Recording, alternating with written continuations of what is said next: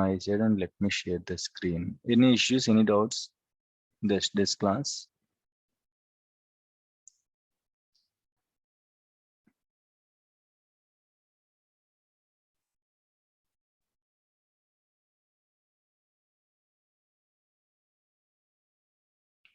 Babu, you have recording permissions, right? You don't have. Okay. You can record, Ramesh. Right. Okay. So how many types of alerts are there in the SQL Server?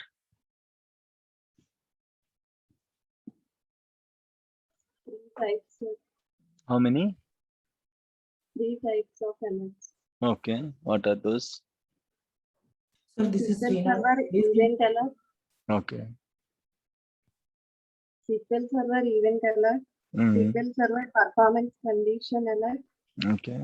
WMI event alert. Very good. Okay. So yesterday we have only discussed SQL Server event alerts. Okay. So if you have exact error number, if you know exact error number, by using that error number, you can configure SQL Server event alert, right? For example, data file full. What is the error number? 1105. 1105. Log file full. 9002. 9002. Okay. Login failure. 18456. 18456. Very good. Okay. So if you know the exact number, so based on this exact number, you can configure the alerts, that is called event alert. Okay. Simply you have to select the error number and you have to choose all the databases, and then you can just click OK. After choosing these things, you can go to the response page. There you have to simply select notification. Okay. Alerts, data file full error. Okay. Yesterday we discussed this one, data file full alert.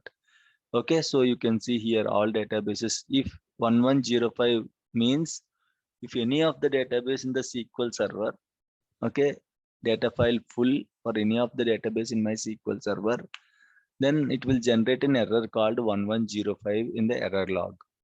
Once it generated an error in the error log, SQL Server error log, okay, so immediately this alert will be initiated and it is going to send an email to the DBA team.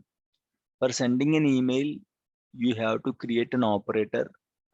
Okay, operator will work based on the database mail feature. Operator is nothing but simply a recipient list. Recipient list, we can call it as an operator. You can create operator using recipient list, either a DBA, particular DBA or DBA team. Simply you have to mention that email ID in the operator. That's it. Okay, so once you go to the response page, once you choose the operator, okay, based on the DB mail, now it is not going to, in case if you found any 1105 or if you got any 1105 errors now, you may not get email now. Why? Because we don't configure database mail as of now. When this will work, alert will trigger, but the problem is it cannot send. Okay, this is one step and this is another step. As per this step, alert will be triggered, but as per this step, response is it has to send an email, but we haven't created the email database mail, so now it is not going to send any email to any person. Okay, so if you want to send an email, what you have to do, you have to create a database mail feature, right? So in the last class, we have also discussed about the maintenance plans. What are the common maintenance plans we can see in the organization? Okay, about database full backup maintenance plan, deleting the old backups. Okay, so all these things we have discussed in the last class. Okay, so now let's create one more alert, one more type of alert, performance condition alert. Then I'll show you how to create a database mail. Database mail won't work. Okay, there is an issue. So next time, like when I install SQL Server 2012, I'll show you. The process is same. I'll show you how to do that. But something issue is there. I have to check it. I have to find the root cause for that. Okay. So the only thing is I'll tell you how to set up the database mail. The process is same, but we don't have any Outlook mails and all. We are not maintaining any Outlook. We have to send emails to the Gmail account only for testing purpose. But somehow it's not working. procedure I'll tell you, okay, but I'll show you in the SQL Server 2012 later. Today I'll show you how to configure database mail. Same procedure you have to follow if you have 2012 SQL Server 2012, but you cannot get emails as of now. Okay, fine.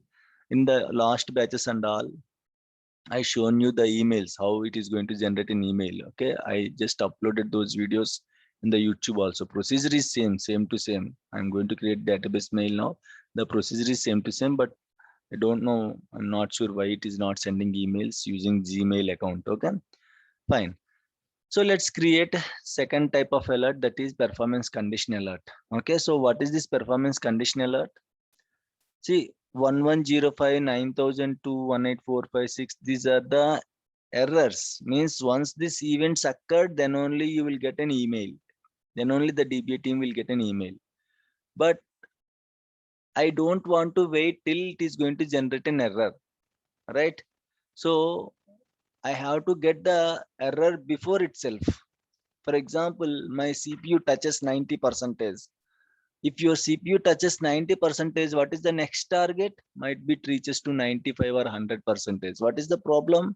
If your CPU reaches to 95 or 100%, server will be hanged. What is the problem if the server is hanged? You cannot access. You cannot access Windows. People cannot access the server. After some time, it will be down. So if it reaches, if your CPU consumption reaches to 95 or 100%, or if your memory consumption reaches to 95 or 100%, your server will be down. Your application won't work.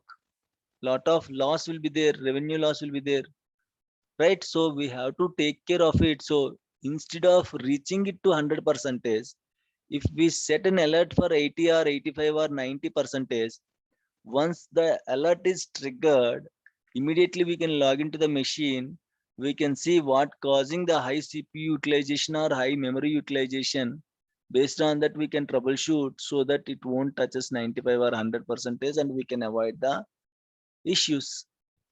Okay, right? So that's why if you want to like configure an alert with 80%, 90%, data file is 90% full.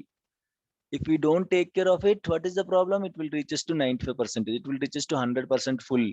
If the data file is completely full, you don't have free space. Okay, if you don't have free space, it won't welcome the new transaction. Then your application will be down. So why we have to wait till 100%? Why don't we configure at 90% or 85% or 70% at some threshold limit? Once it reaches the threshold limit, immediately we'll get an email so that we'll have some time to look into it. Once it reaches to 100%, we may not get time to look into it. Immediately you have to fix the issue, right? So it may take some time. So during that time might be your application will be down. So that's why to avoid these situations, usually we are going to configure, okay, performance condition alerts. Performance condition, if you know the exact error number, that is event alert. That is an event. 18456 login failure, it's an event. Data file full, it's an event. Okay, so don't wait till events are going to be generated. We have to be make sure, okay, it reaches, once it reaches to 90%, 95%, whatever threshold you are going to give it, whatever threshold, usually we'll give 90% CPU, 90% memory. But if you are little bit cautious, you can go for 85% also. Don't go with 80%. 80% is common utilization in the organization. Okay, fine. So this is how it will work. So let's create performance condition alert. So how to do that? Go to your SQL Server, right click, new alert. Now you have to choose, okay, let me name it as CPU more than 90%. Okay, SQL Server, what kind of alert it is? Performance condition alert you have to choose, right? So performance condition alert means here object is underscore. So here what you have to do, go down, go down, go down. Okay, I want to configure for CPU, right? Go with the workload group statistics. Okay, right. This is important. Object, your CPU will be there in the workload group statistics object, stats object. Okay, counter CPU usage. You can see CPU usage. Instance, on which instance you want to configure? Under deep internal means on the whole instance. Internal means on the whole instance. Alert if counter rises above, rises below, or equals to, whatever you want, you can. Rises above. Okay, I want to get an email if my CPU rises above 90%. So there is no fixed value here. You can set your fixed value. You can set your threshold value. If you want, you can simply set 80%. If you want, you can simply set 90% or 95%. Once it touches this 90%, once CPU usage touches 90% or more than 90% on your instance, immediately by using this response page, it will send an email. It will send an email. Okay, you have to choose notify operators and you have to choose email option. So once it touches to 90% or more than 90%, your SQL server will contact DB team operator. In the DB team operator, already one email ID is attached. So your SQL server will send an email to that particular DB team queue. Okay, so this is how we can configure the CPU 90%. In the same way, you can configure memory 90%. In the same way, you can configure. Yeah, tell me. We have pager also there. Actually, Pager, earlier we used to use that pager option. Now no one is using pager options. Okay. Earlier in the 90s, 2000, okay, we used to have these pagers, okay, like a calculator kind of system. So Yes, like immediately we'll get a SMS kind of thing, okay. So earlier, 10 years also, 15 years back, 20 years back, we used to use these pagers, okay. So now that setup is there, but I don't think everyone is using pagers. Not here, especially in the US, UK countries, they are going to use pagers a lot. yes, sir. Okay, fine. One more execution job ఇచ్చారు కదా sir అక్కడ అంటే ఒకవేళ threshold See here, అయితే మనం yeah, job here, yeah, same meaning. Okay, in case if it reaches to threshold, okay. So imagine one job is there. In that job, one script is there. That script will tell you, imagine there is a shrink. Your data file is 90% full or your log file is 95% full. Okay, so now that is an event alert, not event alert, sorry, that's the performance condition alert. Your log file is 90 to 95% is full. Now what we have to do, we have to immediately log into the server and we have to shrink the log files of the databases. You can also do in another way. What is the another way? You can choose any job, but what job you have to choose? Make sure you have already created a shrink database or shrink log file job. So once this issue occurs, once your log file is 90% is full, if you want to fix by just running any job, you can select this execute job, and whatever job you want to run, you can select from the drop down list. Okay, but it's not recommended. Why? Because issue is different from instance to instance, database to database. Okay, scenario to scenario. You cannot simply fix the issue by simply running the job. So 99% no one will use this option execute job. As a DBA, it is our responsibility. Why the issue comes? Why CPU 90% is? Why memory 90% is? Why my log file is full? Even though if you give log file, shrink log file job here, log files won't shrink, okay, with the query. Okay, it will, you have to check why log file is not shrinking. Sometimes it will ask us to take log backup. Sometimes due to active transactions, log files won't shrink. Sometimes active backup and restore requests, log files won't shrink. So a lot of things are there. So simply if you create execute job, shrink job option here, it won't fix the issue. Okay, but the meaning is, in case you want to fix this issue, CPU 90% issue, by running any job, you can select this option, but 99% we don't use this option. Okay. Okay. Yeah. Shanmugh, Yeah, tell me. This CPU uses alert only for instance level, right? Not Only to for the instance. server level. Only for instance level. Okay, if you have multiple instances, again you have to configure that also in the another instance, not for Windows level, Windows machine Okay. level, not for Windows machine level. Server to server, you have to configure this alert. Instance, server means instance. Okay, fine. Yeah. Okay. Yeah, okay, so this is how we can configure the CPU more than 90%. So tomorrow means Monday, I need, okay, one alert for memory consumption more than 90%.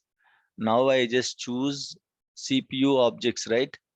Now here I choose CPU object, but for Monday, create one alert for memory usage. Okay, so under CPU, you have to get memory usage. Okay, right? Fine, right? So create an alert for memory usage more than 90%. Okay, so I want to get an email once if my memory is more than 90%. Okay, so blockings and all, in case if you have any blockings, that also we can configure. So blockings are not good, guys. So what blockings will do, it is going to block your transactions or executions. So blockings creates a lot of performance issues. So blockings are not good. So it's very common in the SQL server, you will get blockings regularly, you will get blockings. Blockings will come and go. That doesn't create any issue. Blockings are very common, guys. Don't think blocking is a blunder. Okay, it's very natural behavior of the SQL server. Why? Because the same resources are occupied or accessed by different users at a time. So blockings are very natural in the SQL server. But when blocking create issue, if the same blocking is running since 15 minutes, 20 minutes, half an hour, 1 hour, that creates issue. If blocking comes and goes, that doesn't create any issue. But if it is, if your blocking is running since 15 minutes, since 20 minutes, since 30 minutes, since 1 hour, since one day, that creates a lot of issues, performance issues and all. Okay, so in case I want to get an email in my SQL server, if I have more than 5 blockings, I want to get an email. If I have more than 10 blockings, I want to get an email. In such case, what you can do is you can configure same performance condition alert. So if you don't know the error number exactly, if you are creating any alert with a threshold limit 5, 10, 50%, 90%, 95%, okay, all comes under your performance conditional row. Only exact error related things are event alerts. Other than event alerts, what are the alerts you are going to create? All the alerts you can configure it as a performance conditional alert. Okay, so I want to configure blockings more than 5. Imagine my organization, I will get an email if blockings more than 5 in this instance. Okay, so SQL server performance conditional in on behalf of 5, you want to set 10, you can set it as 10, but this is just a name, it won't create any effect if you change 5 or 10. Okay, so object, what object you can find blockings might be databases. Okay, counter, see here, data file size, you can set alert for data file size. Data file size, okay, instance, underscore total means the whole instance. If you want to set on any individual database, you can choose the database name. Alert rises above 90%. If my data file size more than 90%, first I'll get an alert. If I don't take care of it, I'll get an event alert. First I'll get performance condition alert. If my data file, any of the data file on this server reaches 90%, as per this alert, I'll get an email. If no one is there in the shift, no one took care of it, then as per this data file full event alert, again he will get second alert. Got the point? Right? Data file, log file, you can see everything here. Log file size also. Okay, log file size. Right? So in this way you can see, and somewhere you can see blockings. Backup copy is there, backup restore is there. DBCC logical, lot of counters will be there. Okay, we don't use all the counters, we'll use only different important counters, and that in the organization, nothing to worry, no need to select like this. You will have a script, simply you will execute the script to create a Okay, why? Because it's very common on every server. You have to create these alerts. So instead of wasting time, we will have scripts. Post installation, we have to configure all these things, guys. Okay, you may ask when I have to configure it. Once we got new order, hey, please install SQL Server 2017 on this machine. Once the installation is completed, you have to do some post installation things. Under post installation things, you have to enable the browser services, you have to enable the protocols, TCP IP, okay, port number, default jobs you have to create, default alerts you have to create, default maintenance plans you have to create, database mail you have to create. Okay, you have to enable some server level settings like memory, max server memory, min server memory. Okay, so these are the post. Whenever you want, you cannot do all these things after post installation. Like after the installation of the SQL Server, then you can proceed to create all these things. For all these things, you will have set of scripts in your shared location. Simply, you will copy those scripts from your source server to destination server, and you will execute it. It is going to create alerts. It is going to create jobs. It is no, for maintenance plans. There is no script. You have to create maintenance plan manually. Server level settings you can change by using the scripts, and also post installation. Remember, there are some scripts. Those scripts you have to run. Once you ran those scripts, then only installation will be completely successful. Of course, don't think only SQL Server installation is okay successful. Okay, after the successful installation of SQL Server, you have to configure all these things. Okay, so that those things are called post installation steps or scripts. Okay, so let's check blockings. There is no search option to search for blockings, longsins, long. Let me go with another object. Might be work statistics or workload group stats.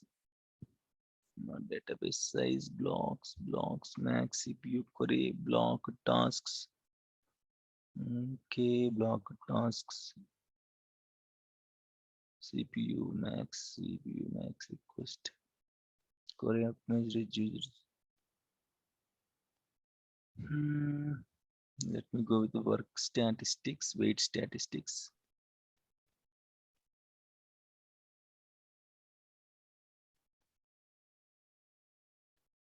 There is something called logs. That's what, okay. A lot of things will be there, not only, yeah, you can see here, Yeah. logs, okay, yeah. Logs. Let me check, okay. This is log timeout, average time, number of deadlocks. In case you want to configure for deadlocks, you can go for deadlocks. No, blocks will be there clearly. Let me check databases, database replicas. Access methods, advanced analysis, batch, broker statistics, buffer manager, buffer node, catalog, seller, databases, statistics, file table, general latch, logs. The logs might be, we can see that one logs, average wait time, request wait time, number of deadlocks is there. Log memory plan, query store, resource pool, SQL error, transactions, user settable. Might be blocked count only. Log waits. Buffer, write to memory.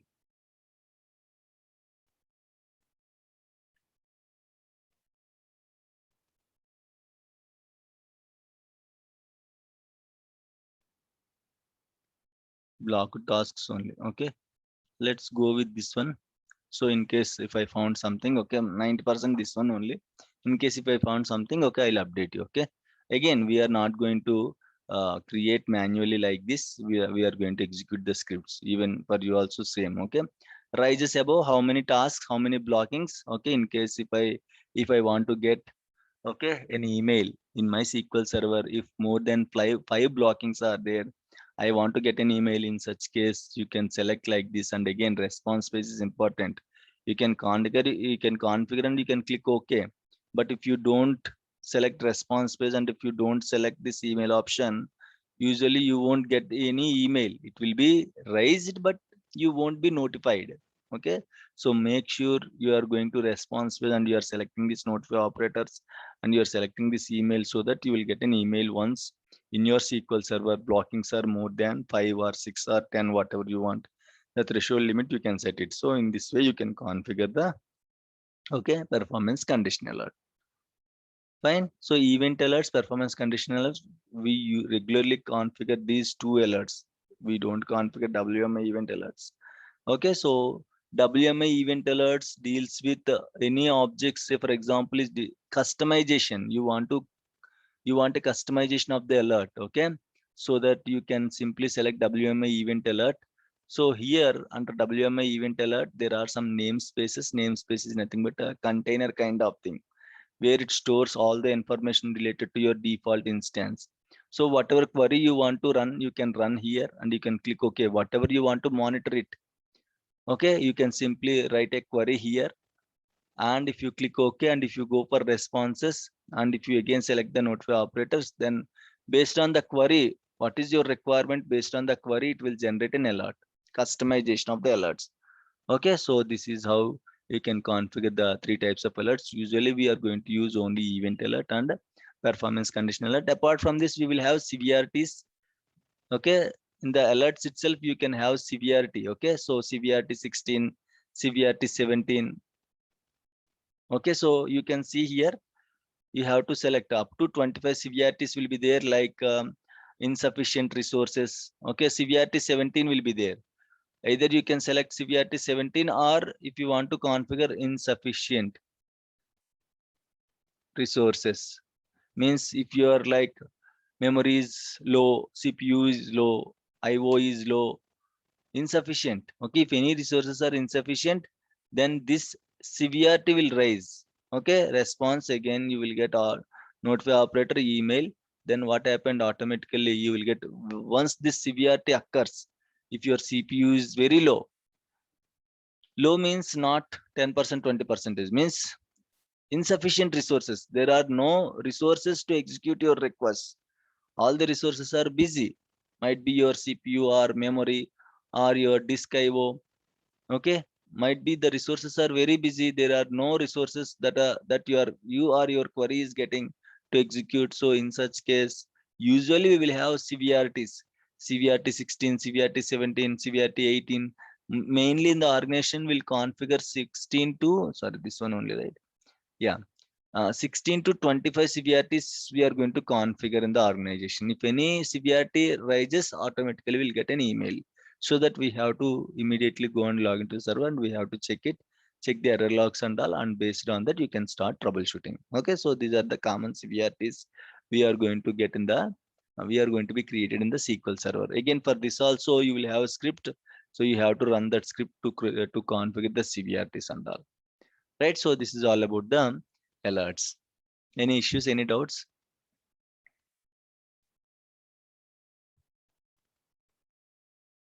Any doubts, guys?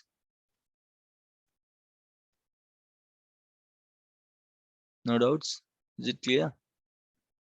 Right, okay. Let me close this meeting and let me reopen the meeting. I will start database mail feature, okay? Please join immediately.